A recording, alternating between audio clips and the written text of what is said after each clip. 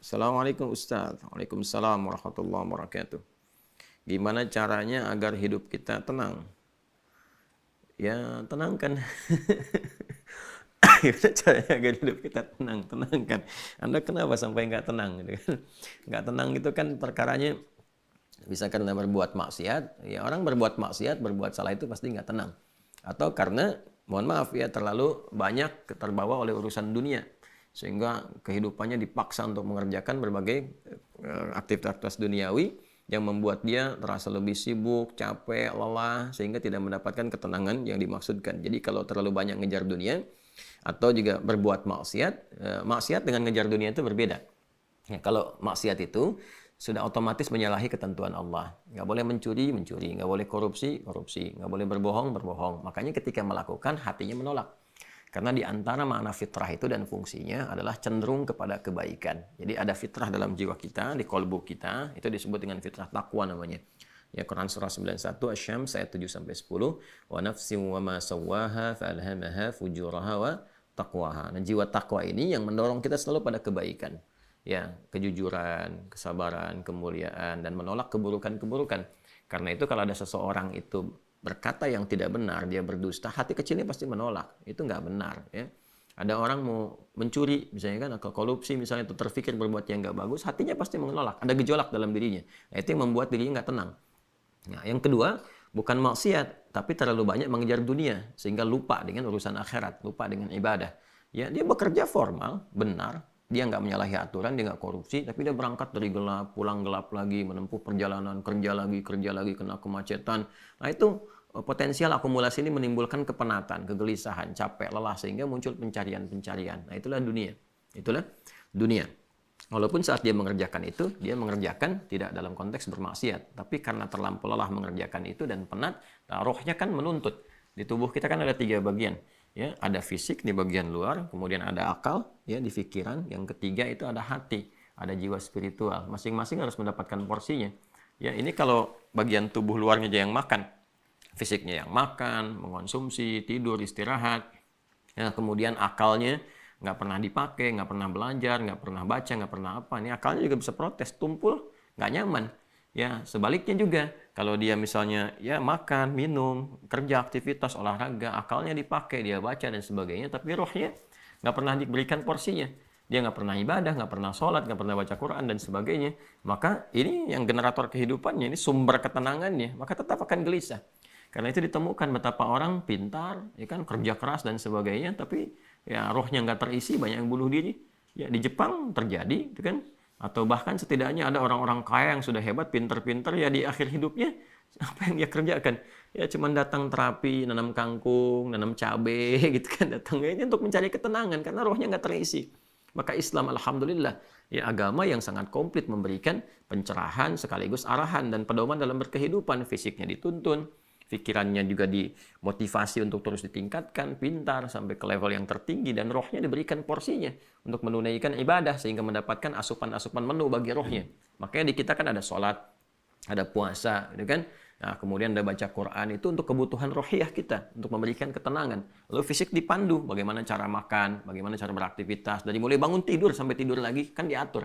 Ya, lalu pikiran turun ayat-ayat untuk menjadikan pikiran itu terlatih kuat, kan? Bahkan sampai ke level yang tinggi, jenius dan sebagainya. Turun ayat tentang Iqra, banyak baca, turun ayat tentang tadabbur, afala yang turuna ilal ibili kaifa khuliqat afala yatadabbaruna al-Qur'an, turun ayat tentang riset, inna fi khalqis samawati wal ardi wa ikhtilafil laili wan nahari la ayatil ulil albab, gitu kan? Dan seterusnya. Itu supaya semua terstimulus. Nah, jadi kalau ingin tenang, bagaimana cara hidupnya tenang? Seimbangkan 3 bagian tadi. Jadi pikiran kita dilatih supaya kuat, ya supaya tajam dalam berpikir dan mengarahkan bagian tubuh kita untuk bertindak secara benar. Tubuh ini dilatih ya dengan berolahraga, makan yang benar. Ayat-ayatnya banyak sekali. Ya ayyuhan nasu kulu mimma fil ardi halalan thayyibah. Hai orang-orang, hai manusia semuanya, hai orang-orang, hai manusia, silahkan engkau makan sesuai dengan porsi kebutuhan dari yang halal, sumber yang halal, cari yang menyehatkan. Itu di Al-Baqarah 168. Nah, kalau sudah sehat, tubuhnya sehat, dipakai aktivitas, olahraga. Kan banyak hadis-hadis tentang olahraga itu. Alimu auladakum bisibahati warnimaya, kata Nabi, ajarkan anak-anakmu olahraga berenang, atau dengan melentar, atau dengan memanah, atau dengan berkuda. Itu contoh-contoh yang real di era Nabi, yang kiranya bisa menyehatkan. Atau kita riset misalnya olahraga apa yang kira-kira menyehatkan, ya, yang senafas dengan tadi jenisnya. Jenisnya bisa berbeda setiap zamannya. Zaman Nabi nggak ditemukan misalnya olahraga futsal, basket, misalkan bola, apalagi jenis-jenis yang sekarang ada banyak atletik dan sebagainya. Tapi kan kita bisa meriset. Oh, ini renang ini apa saja nih manfaat-manfaatnya? Apa nanti olahraga sejenis yang kira-kira yang sama yang bisa dipraktekkan kekinian, atau olahraga yang berbeda tapi manfaatnya sama, melatih otot ini, menyehatkan yang ini, silahkan walaupun jenisnya nggak sama di era Nabi. Era Nabi misalnya dengan memanah, era sekarang misalnya dengan olahraga menembak gitu kan, sah-sah saja silahkan. Yang penting konsentrasinya sama walaupun dengan alat atau perangkat yang berbeda. Ya nanti kalau ingin dilatih lagi dengan panahan ya nggak ada masalah. Jangan disimpulkan begini kalau kalau panahan sunnah, kalau menembak misalnya bid'ah, nah itu sempit dalam berfikirnya. Ya, dan Nabi pun kan visioner. Di zaman Nabi mengatakan ajarkan anak-anakmu berenang. Berenang di mana? Di padang pasir. Ya kan? Kan tidak mudah mendapatkan tempat renang, ya kan? Nah, tapi kita tarik ke sekarang kan itu visi yang panjang. Kalau di riset, di berenang ini adalah olahraga yang menyehatkan otot ini, otot itu, untuk cedera, untuk saraf kejepit, untuk macam-macam misalnya. Nah, itu sesuatu yang bisa kita riset, lalu kita bisa keluarkan jenis-jenis baru yang mengambil dari manfaat itu. Itulah riset. Itulah riset. Nah, terkait dengan ketenangan ini, apa amalan pokoknya? Karena ketenangan bagian dari pikiran yang disupport oleh keadaan jiwa. Ya, intinya di kolbu. Ketenangan itu intinya di kolbu. Jadi kalau kolbunya nggak tenang, hatinya nggak nyaman, hatinya nggak tenang, itu kebawa ke pikiran. Makanya orang-orang kena penyakit hati, sekalipun dia sehat tubuhnya, ya jenius otaknya, tapi kena penyakit hati. Dia kena penyakit iri. Ya, iri kan iri hati. Saya belum pernah dengar iri akal, iri pikiran, ya, atau iri mata, ya, iri kaki, iri tangan, nggak ada. Yang ada iri hati.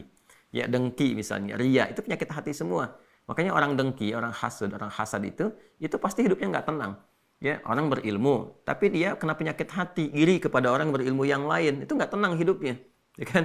Orang kaya, tapi dia pendengki, kaya terhadap dirinya sendiri, ya, dan dia dengki dengan kekayaan orang lain, itu nggak akan tenang. Dia terus pikirin bagaimana melampaui orang itu, bagaimana supaya dia celaka dan sebagainya. Itu yang sangat berbahaya. Maka untuk menenangkan diri itu, amalan-amalannya tidak ada yang lain kecuali meningkatkan ibadah, meningkatkan amal soleh, meningkatkan ketaatan. Semua jenis amal soleh itu di Quran disebut dengan zikir. Disebut dengan apa? Zikir. Salat misalnya namanya zikir di Quran. Disebutkan dengan zikir. Quran surah ke-20 Taha di ayat ke-14. Innani anallahu la ilaha illa ana fa'budni wa aqimis salata li dzikri. Sayalah Allah, kata Allah, tidak ada Tuhan yang layak dipertuhankan dan disembah kecuali saya. Ya, kemudian kata Allah, fa'budni, maka setelah engkau bertuhan kepada saya, kata Allah, sembahlah saya. Nah, ini kalimat yang paling jelas. Jelas sekali, nggak ada ambigu, terang, menyebabkan kita memahami bahwa ini kebenaran risalah Islam dari aspek ketuhanan. Ya, silakan Anda komparasikan. Ya, saya sejauh ini saya mengkomparasikan, melihat, membandingkan, saya tidak menemukan kecuali di Islam yang di dalam kitab suci mengatakan langsung Tuhannya langsung ya, yang berkata saya Allah, kata Allah itu kan, ya, tidak ada Tuhan selain saya. Itu tegas sekali. Ya, menyebutkan saya Allah, nggak ada Tuhan selain saya, sembah saya. Dan biasanya kalau ada kalimat atau informasi yang pede jelas disampaikan, itu menunjukkan kekuatan dan kebenaran. Kekuatan dan kebenaran, karena Allah dengan sendirinya, dia kan meyakinkan ya kita semua dengan menegaskan sifatnya tegas. Dan karena memang ketuhanan itu hanya dimiliki oleh Tuhan yang benar. Nah, karena Tuhan yang benar itu mengatakan sayalah Tuhan, dengan pede mengatakan sayalah Allah, ya nggak ada Tuhan selain saya. Nggak mungkin ada klaim demikian kecuali dari yang memang benar, yang memang pede mengatakan itu, ya karena benar, karena hak di situ. Ya, dan kemudian fa'budni, sembahlah saya. Ya, sembahlah saya. Dan kemudian dijelaskan menyembahnya bagaimana. Itulah indahnya dalam Islam. Tauhidnya diatur ya tentang Tuhannya. Dan kalau Anda misalnya begini, saya logikakan sederhana ya. Orang-orang kan kalau nggak pakar, nggak punya kemampuan atau nggak sesuai dengan kualifikasinya, nggak mungkin mengatakan itu kan. Ya, ada orang mengatakan misalnya saya adalah pesilat. Mana yang mau bertarung misalnya kan, atau beruji tanding dengan saya. Kalau dia bukan pesilat, nggak mungkin dia bisa mengatakan itu. Ternyata dia bukan pesilat misalnya kan, dia cuma pesilat lidah gitu kan, bukan pesilat tangguh, dan nggak mungkin dia pede mengatakan demikian. Ya, saya lah ahli kungfu misalnya kan, silahkan ada yang ingin tanding mengetes di kungfu. Kalau dia bukan ahli kungfu nggak mungkin mengatakan demikian. Nah, ini Allah mengatakan dengan jelas, sayalah Allah, nggak ada Tuhan selain saya, sembah saya. Nah, bisa nggak ditemukan misalnya dimanapun tuh, termasuk di kitab-kitab yang disucikan, temukan. Ada nggak Tuhan yang mengatakan sayalah Tuhan, ya kan? Disebut namanya, sembah saya. Kalimat itu temukan. Ya, di Quran jelas. Kemudian fa'budni, sembah saya, wa aqimis shalah, dan tunaikan salat. Cara menyembah saya itu dengan menunaikan salat. Dan diatur. Ini indahnya dalam Islam tuh. Ya. Kemudian ditegaskan, saya Allah, saya Tuhan. Kemudian nggak ada Tuhan selain saya, kata Allah. Kemudian sembah saya. Cara menyembahnya pun diatur. Namanya salat. Cara mengerjakannya begini.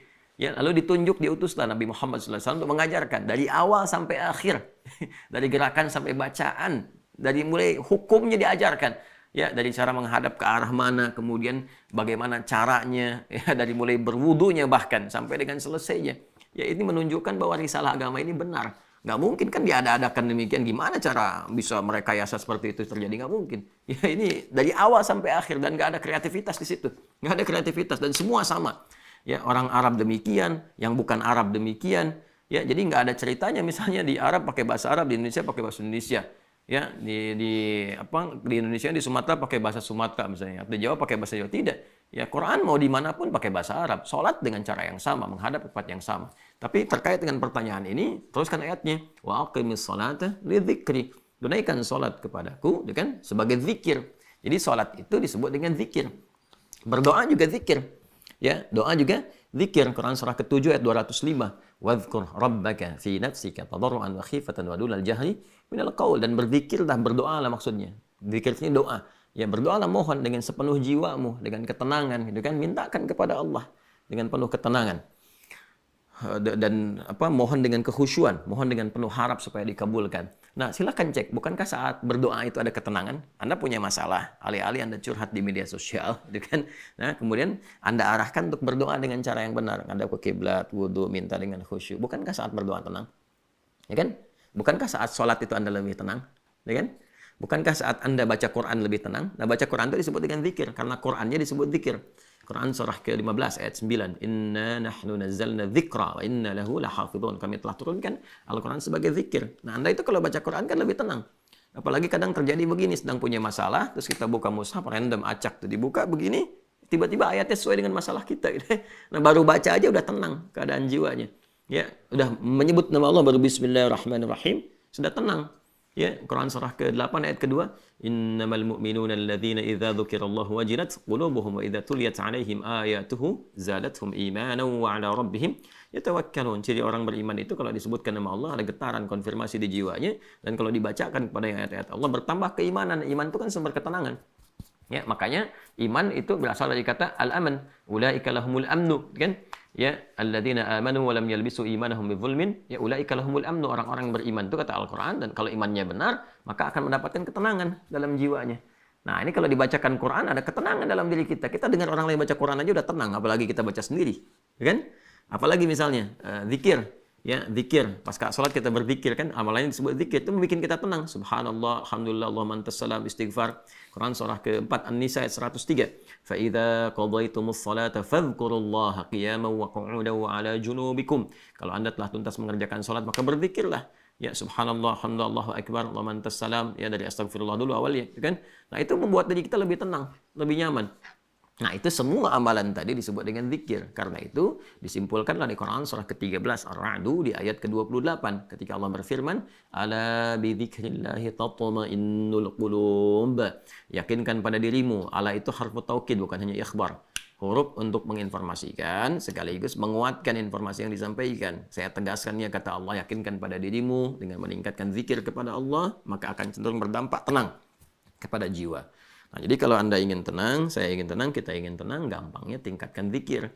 Zikir itu bentuknya ibadah, baik dengan ibadah fisik seperti sholat, baca Al-Quran, atau ibadah harta dengan bersedekah misalnya, ya, zakat itu kewajiban, infak itu tambahkan. Kalau ingin tenang, cobalah pagi-pagi cari orang-orang yang berhak mendapatkan itu sesuai dengan kualifikasi yang disampaikan Al-Quran dan hadis, jalan, temui, bersedekah, nggak usah banyak dipamerkan, ya, macam-macam, bersedekah, sampaikan dengan tulus. Nanti Anda akan mendengar orang itu berkata, terima kasih Pak, semoga Bapak disehatkan, keluarga juga dilancarkan rezekinya, dijaga oleh Allah kemuliaannya. Oh, itu mahal sekali.